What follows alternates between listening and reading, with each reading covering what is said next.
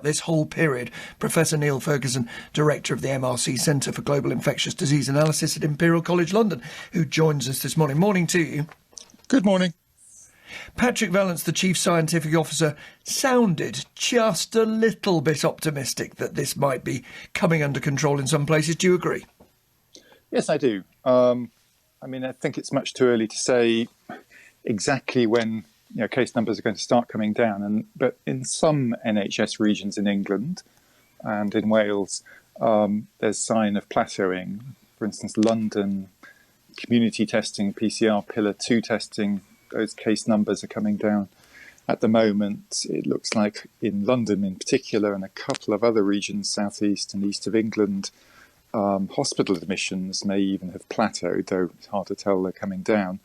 It has to be said this is not seen everywhere. Both case numbers and hospital admissions are going up in many other areas, but overall at a national level we're seeing the rate of growth slow, and I would expect that we'll see kind of case numbers continue to come down slowly at a national level, but in variable from area to area.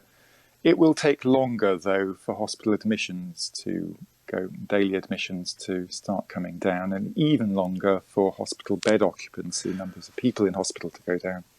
Now, that's because there's a delay, there's a lag, because it takes time for people to get sick, to go into hospital, sadly to die in some cases. Is it possible from the figures you've got to give some sort of sense of how many weeks of ever-rising data we have before that feeds through into the death figures? So it critically depends on whether the lockdown we're in at the moment will actually control growth in all areas.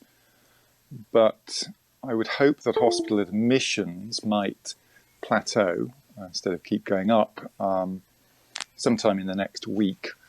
But hospital bed occupancy may continue to rise slowly for up to 2 weeks, and deaths maybe even for longer. And unfortunately, as we've seen this week, we're going to be well over 1,000 deaths a day, even measured by the date people die rather than the date deaths are reported, before numbers start coming down. Also very critically... Way higher than the figure that Patrick Vallance put as a sort of good, not a target, but as it were, an acceptable, a tolerable outcome at the beginning of this crisis, which was 20,000 deaths. Well, I was talking about daily deaths, but the total, unfortunately, is going to be well over 100,000. So there's nothing we can do about that now. Now, what about the policy choices ahead, if I could move you on to that?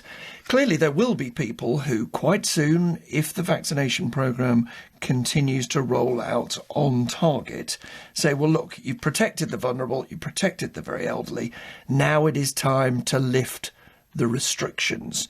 As a modeller rather than a policymaker, what do you think your model might tell you would happen if in, say, the end of February, the government then gave in to pressure to lift those restrictions?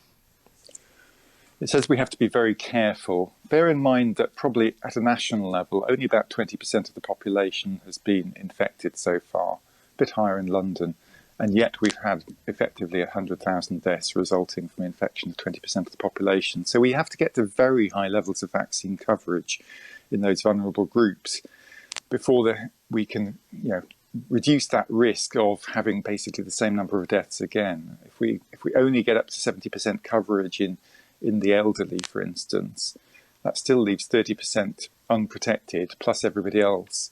We can still get a very large epidemic, which unfortunately could kill many, many people. So what the modelling and all the analysis from all the groups feeding into SAGE says is we need to be very cautious in how we relax restrictions and try to ensure we get as high a vaccine coverage as possible.